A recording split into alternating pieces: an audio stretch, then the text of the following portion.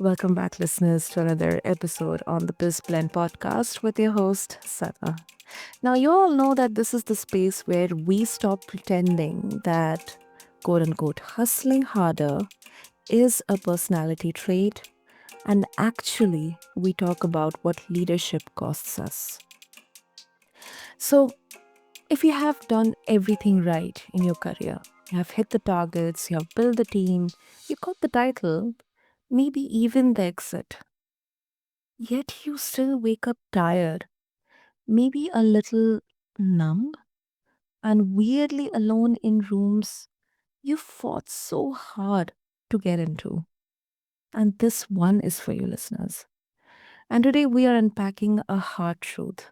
A lot of high achieving leaders are quietly burning out while their LinkedIn profile looks incredible. On paper, they are winning, in their body, in their relationships, not so much. The conventional leadership playbook tells you to be available, to show up, be decisive, be resilient, be the rock. It rarely asks what that is doing to your nervous system, your sense of identity, or your actual joy. So, in this conversation, we'll be looking at the real cost of how we currently do leadership, the early warning signs most executives ignore because the business is still growing, practical, purpose driven ways to reset so your work has impact without you quietly disappearing inside your own success. And to help me with this conversation, I have an incredible guest with me, Nicole Leigh Anderson. She has 20 years of working experience with high achievers, and she brings us real stories, raw stories with from the people, from the leaders she has worked with. And also, she'll bring us some practical, raw, real strategies that we can actually use in our daily lives immediately. So, with that, Nicole, welcome to Bizplan, and I'm really, really honored to have you here with us. Oh, thank you so much. That was a great introduction and overview of the reality of what leaders are facing today. Thank you for that.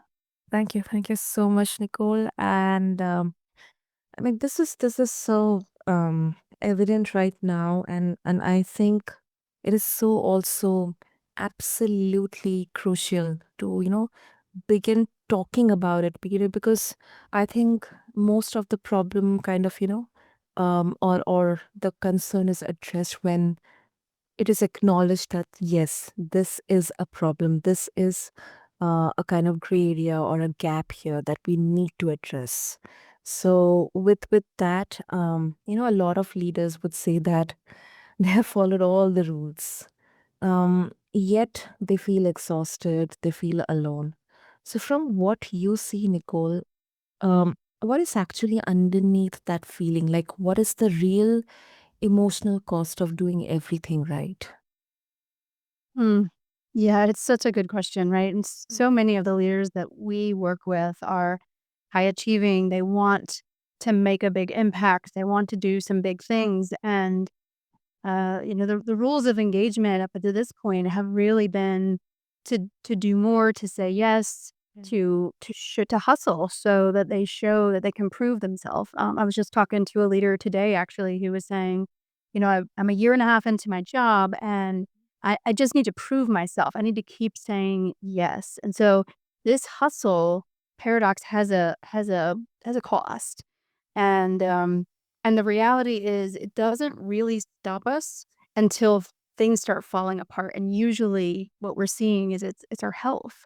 It's the I just can't go anymore because my body or my mind or I'm overwhelmed, I'm exhausted, I'm falling apart. And it gets to the point where the health is starting to really fall apart, where they're like, "Oh, wait, maybe something isn't working." And that's a dangerous game to play when you let it get that far, before we're starting to say like, "Oof, something's something's not right here." And that is right, because I hear a lot from a lot of founders, executives, that I do not have that liberty, that privilege to complain because people look up to me, people depend on me. So I mean, I shouldn't use the word, but kind they gaslight themselves before anyone else can. And also one thing, Nicole, that comes to my mind is, not only the leadership playbooks or, whatever we learn, but I think when someone as an individual contributor gets into that leadership or let's say managerial position, um, they have a huge responsibility upon their shoulders. And it kind of becomes like this, do or die situation to prove themselves credible enough to deserve that position. So, um, how do you help them start telling, this truth that, I should be happy, nothing is actually wrong. It will take its own time. Mm. Yeah, and you hit on something so important. When people become managers and they take on this responsibility, we can't avoid the fact that a large majority of people that take on manager roles really aren't afforded any training, right? They've been given the promotion because they're good in their technical role, Mm. and then they get these promotions and it's like, okay, well go do great things without the support, without the coaching, without the training. And so we're really not setting up our leaders for success from the very beginning. And then you keep going, Yeah. right? And you continue to take on more responsibility. I mean the there's a million books out there, right, about how to be leaders. There's ways you can self-study. But I think the thing that keeps coming up the most in my conversations with the leaders that we work with is just this sense of, um, like a disconnect between, what does success look like for them, Mhm. and when we actually stop and pause and say, what would your 10 out of 10 week look like? Like, actually put that on paper. Go get a piece of printer paper, just clean white, and like draw it out, put it on pictures, keywords, just do a dump. Carry that around with you for a week and fill in blanks. Like, really think about what that 10 out of 10 week would be. It's incredible the shifts that start to happen. And I certainly don't wanna oversimplify, but what I found is that when people have that clarity, and then they also do the work to understand what is my purpose? What am I giving? How can um, how can I serve others in a way that's aligned with my purpose? Those 2 things combined become a powerful force for leaders. It gives them an anchor. It serves as a guide. You can set goals. I definitely recommend setting goals. I'm not poo-pooing that. But before we have goals, we need to understand what is my purpose and what does success look like for me, and then design the rest of it. The rest becomes so much easier. Hmm. Yeah. Yeah. And it may sound simple when said, but I think um it has its own magic, but the magic happens only when, we start accepting it. And I think it takes its own time, but then I think you know, it gives people permission to say that okay, something feels off and I get to look at it. And Nicole, um let's talk about burnout, or misalignment, as you mentioned about identifying our purpose. Sometimes in all this automated mode or this hustle mode, people popularly call it, leaders or maybe someone who is just new to the leadership position, they may not be able to even figure out that they're kind of feeling exhausted. They may kind of lose that spark even to wake up in the morning, get ready, or even do the most basic activities they love to do. Because personally I have gone through, so I know some of the warning signs, but because you have worked with so many leaders, what are some of the early warning signs of burnout or misalignment that high performers almost always ignore or rationalize away? Yeah, it's such a good question, and when you said lose the spark, I mean, that absolutely is one of the biggest warning signs. I think there's a number of, organizations where the back-to-back meetings have become status quo, Yeah. and, um, and that's another indicator, right? When we get to the end of the day and we're taking our first breath, when we're closing out our machines to run to the evening events or family activities just to log back in at the end of the day to actually do the real work, right? Have you heard that, right? Like I've got meetings all day, so then the real work that I need to do has to happen nights and weekends. People just kind of default to that. Yeah. So so those are indicators when there's not space in the day um, to we call it white space, right? It's that space to really think about and just let the brain be creative when we don't have spots. If we look at our week and say, I don't have any spots for creative thinking, that's a huge red flag. And people treat like pause practices as a like I'm going to reward myself because I worked hard today. When in reality, it's actually reverse, right? To be strategic about our how we think about our brains and our creativity, we want to create those pause practices strategically throughout the day so that we can be creative. Um, so yeah, so when folks are feeling like I don't know why I'm doing what I do anymore, that starts to breed that's loss of spark.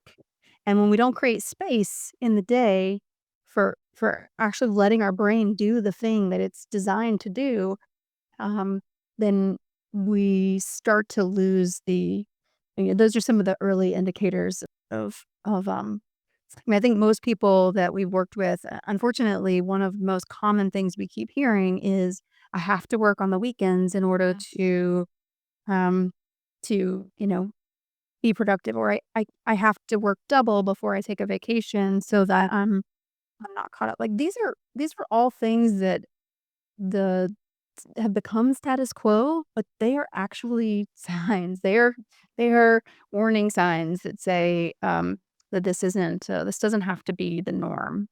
I could keep going, but I'll stop. That's a great question. No, I love that because I can also because as you mentioned, I mean so many thoughts because I've seen firsthand, many of my friends going through that, personally going through that, especially, that working on weekends just to be step ahead of my other, you know, quote unquote, colleagues, because we kind of, there's this culture of competing against each other or maybe against other teams. Oh my goodness, I have to achieve this, achieve this. So it's that, that kind of that fire. Um, it, I mean, felt really kind of exhilarating and very adventurous initially, but then gradually, it kind of, started creeping in, maybe in forms of first, at, I hated waking up in the morning, going for office. And this is, I'm telling, just, right after the pandemic ended and the kind of return to office culture once again gained its importance that I hated that. I hated doing the most basic stuff and something that I loved. That creativity was almost gone, as you perfectly Mm, mentioned. Um, Another thing, which you mentioned is the back-to-back meetings. Um, I mean, I have seen firsthand, many of my friends who are very creative in terms of, doing critical thinking in terms of looking at challenges or problems. But just because the whole day, the 8 or 9 hours, they are in back to back meetings, like when I ask them, okay, how was your day? And, I just, I just have been in meetings. I couldn't get any time to do the actual work I wanted to do. And it's exactly the conversation as you mentioned. And also, Nicole, let's say we're having this conversation that, with a high performing leader or a manager that, okay, you need to understand what's your value, what's your this, what's your that. But then there's a kind of pushback in terms of that, you know, I don't have any option here because this is helping me paying my bills. This is also helping me growing in my career. If this is something that I have to sacrifice, I have to do it. I do not have that option. How do you help, kind of go past that mindset? Because I mean, it is something that we cannot even say that no, it is wrong, it is wrong. Yeah, the mindset piece is this is going to be a longer conversation. So let me just give you the my short version. Um, the the interesting thing about mindset Mm-hmm. is things happen and we associate meaning with them. And we have somewhere often, leaders come up with this meaning in their head that when I'm saying yes to meetings, to my boss, to my team, um, that I am that there's this um, kind of a positive association to it. What I mean by that is when I say yes, then that means things are going to be received well. Mm-hmm. What we're in conversations working through this with leaders, what we end up surfacing is that when we're saying yes to all the things, what are we actually saying no to? So for instance, when I'm saying yes to the meetings as a leader, I worked with someone. Well, I'll just give you my own example. Years ago, I managed a team.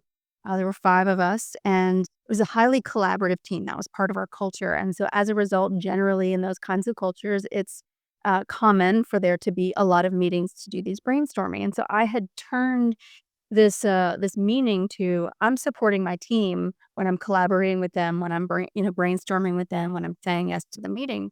Mm-hmm. And through some work that I did with coach, we started to really unpack, well, when I say uh, yes to these meetings, what am I saying no to? And then when I'm doing that, when I actually said no to the meeting, what am I allowing them to do differently? So when I started to step away from some of these meetings that I argued with my coach, Sana. I argued with her about how it was critical for these meetings, and she really pushed. And some of these things take time, right? They take someone to really kind of work through some of these, the meaning and the mindset that we have. When I started to recognize what opportunities they weren't having because I was in the room, that started to shift. Well, when I'm saying no to the meeting, I'm actually allowing them to lead differently, to stand up, take ownership, be empowered. And and so it really started to shift the dynamic of the team when I started holding space. So Friday afternoons became my kind of a no meeting time. Okay. And in a leadership role, I was able to influence the organization too. So over time, now this doesn't happen overnight. And I know it's not for everybody, but we're able to influence the organization to take, Friday afternoons as our like no meeting time. So I don't know. I could keep going. I'll Well, pause. I no, I love that, because um I think there's a bit of accountability here as well, specifically from the top down, because the kind of culture it starts building from the top, the individual themselves, and then it's a cascading effect. Um, and I think there are some really, really good workplaces which are implementing such kind of, no meeting Fridays, or maybe a midday in the weekdays in the week where there are no meetings. It's just time for the creative work, for the actual work. But I think it's just a surface level that we have barely scratched upon. And but I think I'm personally very bullish on the fact that the definition or the mindset around this is actually now changing with more and more conversations and discussions around it because it is creating awareness. Mhm. And I think it is also very much evident because uh, this manifests like physically. Like when we talk about burnout or misalignment, it also manifests physically. And I would love to know your opinion on it. I mean, your experiences, maybe because you have worked with. So, what's your thought? Yes. I mean, I think the, 2 thoughts are coming to mind. One, this concept of how the stress manifests physically, I mean, very, uh it's different for everyone, right? Um, this is where a lot of the somatic work starts to come in, where people where we've, many at least I won't say for everyone, right? Like, Mhm. this is some deep work, but, oftentimes we've been taught to not really listen to what our body is telling us. And Mm. so when we're, oftentimes when it manifests physically, like a lot of the leaders that I talk to, they're experiencing it in sickness, in can't sleep. Um, they're experiencing it in blood pressure increases, in like physical manifestations of things that are happening. And because they're so overwhelmed and exhausted, Mhm. just scheduling the doctor appointment to, like, go talk to somebody becomes, like, unreachable, right? Yeah. Um, so I think the first step is really just noticing as the before changing anything, right? The biggest thing is just start noticing Mm. and, um at the end of each day or the middle of the day, like take stock, like how am I feeling? Where am I carrying this stress? Where is it showing up? And then just take little note, right? Just notice it. And that can take sometimes 2 weeks of just being aware of it. And when you could see it, you Mm. can't unsee it. So once you've noticed that feeling or noticed the like, oh, I've had 4 days of half the sleep that I feel like my body needs, Yeah. um, it becomes something that you kind of can't unsee it. So then the second piece is, well, what do I do about it? And so often you hit it on the head earlier. So often it's so easy to think I can't change anything. It's leadership. It's somebody else higher in the organization. It's that other department. Like I can't change them. And you're absolutely right. Can't change other folks.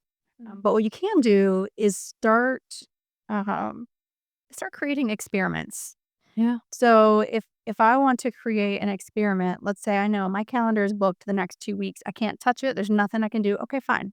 So then in 2 weeks, put on your calendar 30 minutes a day for just white space, nothing.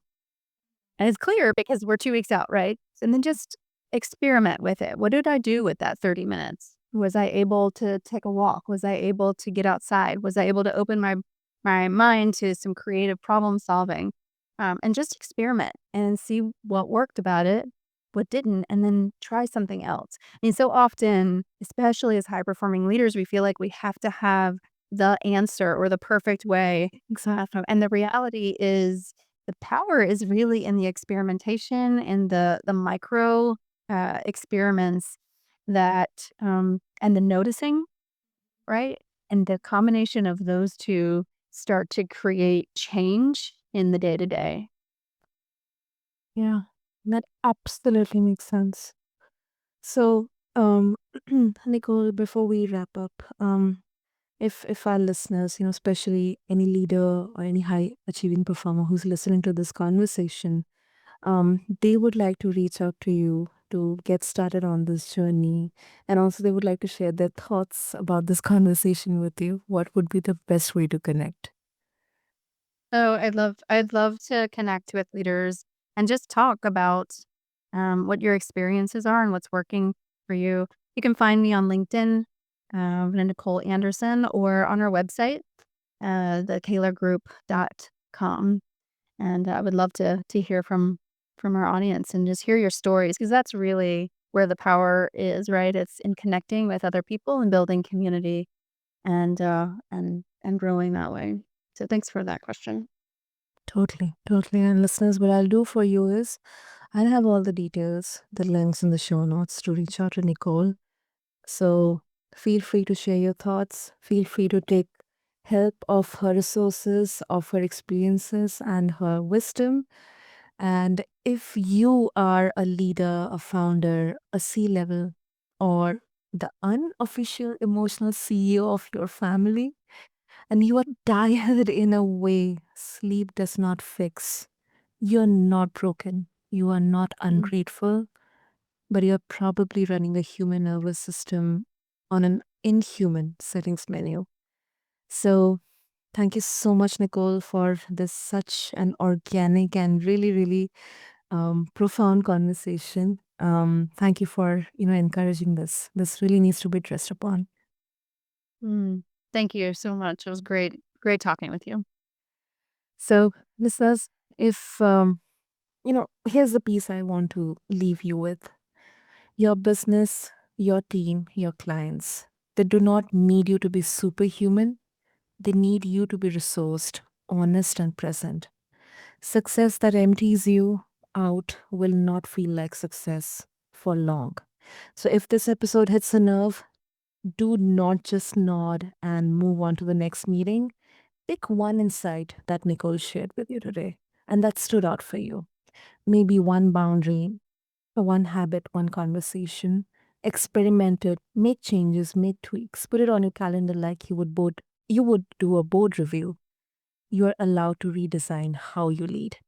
And until next time, you have been listening to Biz Blend. This is your host, Sana, signing off. Please take care.